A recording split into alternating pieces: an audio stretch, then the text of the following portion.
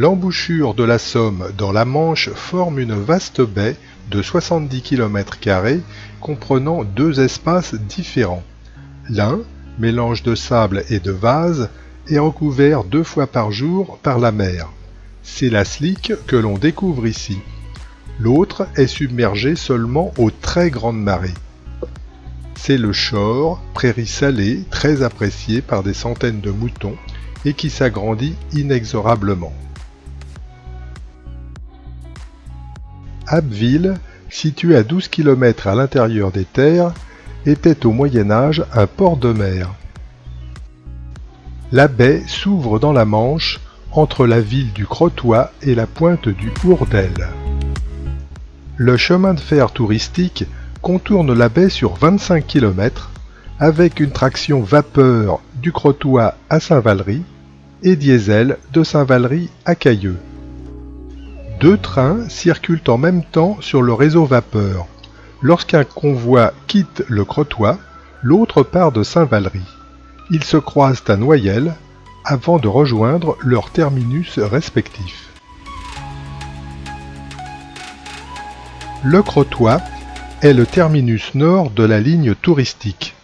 Le chemin de fer à voie métrique emprunte la partie sauvegardée de l'ancien réseau dit des bains de mer, inauguré en 1887. Ce train part pour Noyelles. Il est tracté par une vénérable locomotive française construite en 1889 pour les travaux de percement du canal de Panama. Elle prendra ensuite du service à Porto Rico, d'où la plaque FCPR, Ferrocarril de Puerto Rico. Puis elle sera rachetée par divers collectionneurs américains, dont le magnat de l'automobile Henry Ford. Enfin, en 1994, elle deviendra propriété des chemins de fer de la baie de Somme. Lorsqu'un train quitte le Crotoy, un autre part donc de Saint-Valery. Celui-ci est remorqué par une locomotive construite en 1920 en Belgique aux ateliers N Saint-Pierre.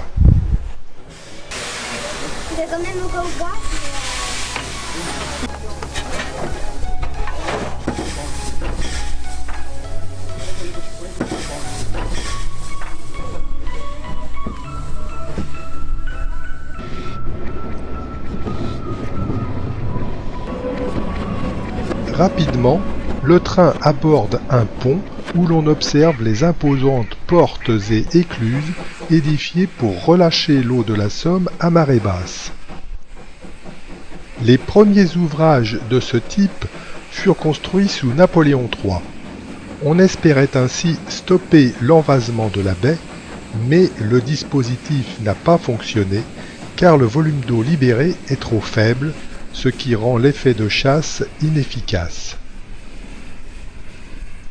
À cause du manque de tirants d'eau, la flotte de pêche a dû quitter Saint-Valery à la fin du XXe siècle. Pendant ce temps, le train venant du Crotoy poursuit sa route vers Noyelles.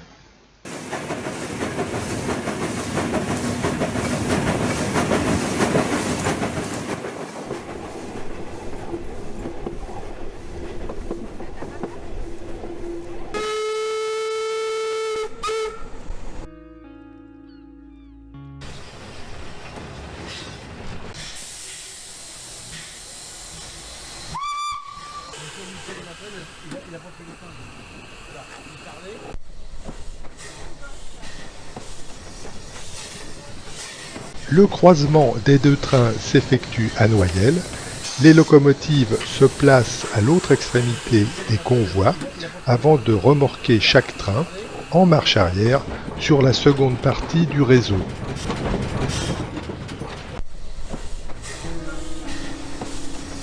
Quittons un instant ces manœuvres pour rappeler un événement historique. Noyelles conserve le souvenir d'un épisode méconnu de la guerre de 14-18. En 1916, les Britanniques, avec l'accord de la France, firent venir 15 000 travailleurs chinois pour les aider à gérer leur importante base arrière de Noyelles.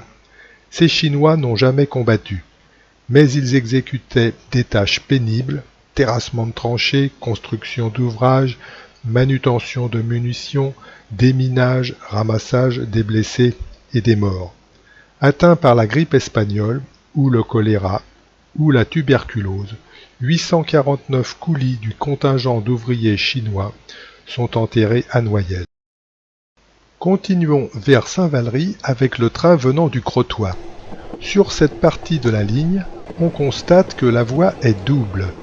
La voie étroite d'1 mètre de large est encadrée par la voie normale d'1 mètre 44, créée dès 1854 par la Compagnie du Nord. Cette section peut donc encore aujourd'hui accueillir les deux types de trains.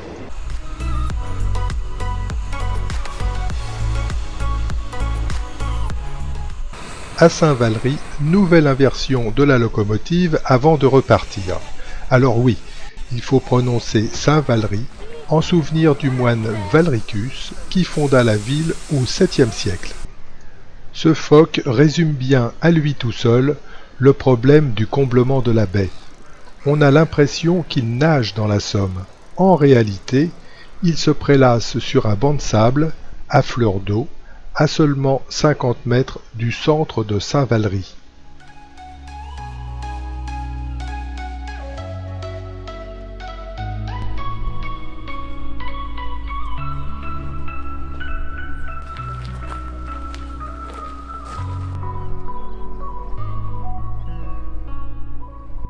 Il y a bientôt 1000 ans, c'est de Saint-Valery que Guillaume le Conquérant, duc de Normandie, est parti pour envahir l'Angleterre le 27 septembre 1066. Son armée, de 7000 hommes, plus les chevaux, les armes, les vivres et l'intendance, était répartie dans une flotte de 696 bateaux, de type drakkar, d'environ 40 mètres de long. Aujourd'hui, une telle armada serait bien incapable d'entrer dans la baie de Somme, faute de tirants d'eau suffisants.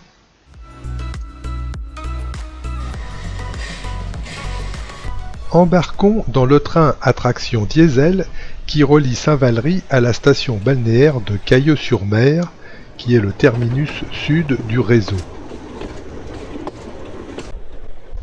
Outre le transport des voyageurs, la ligne avait au début du XXe siècle une importante activité marchandise concernant principalement les betteraves et les galets ramassés sur la côte pour le concassage.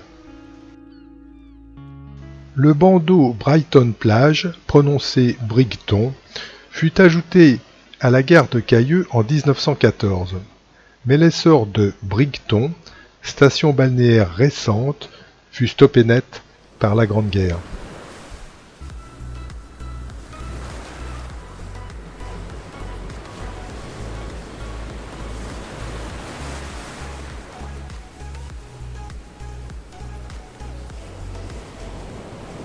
Les phoques s'observent facilement entre Cayeux et la pointe du Hourdel.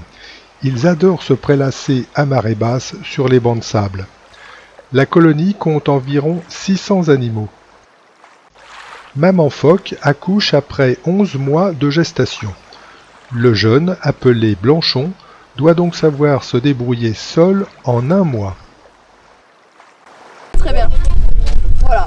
Plutôt une belle vie quand même. Hein. Donc ça veut dire qu'en fait leur vie elle est rythmée par la marée. Quand la marée est basse, ils se reposent. Quand la marée est pleine, ils pêchent.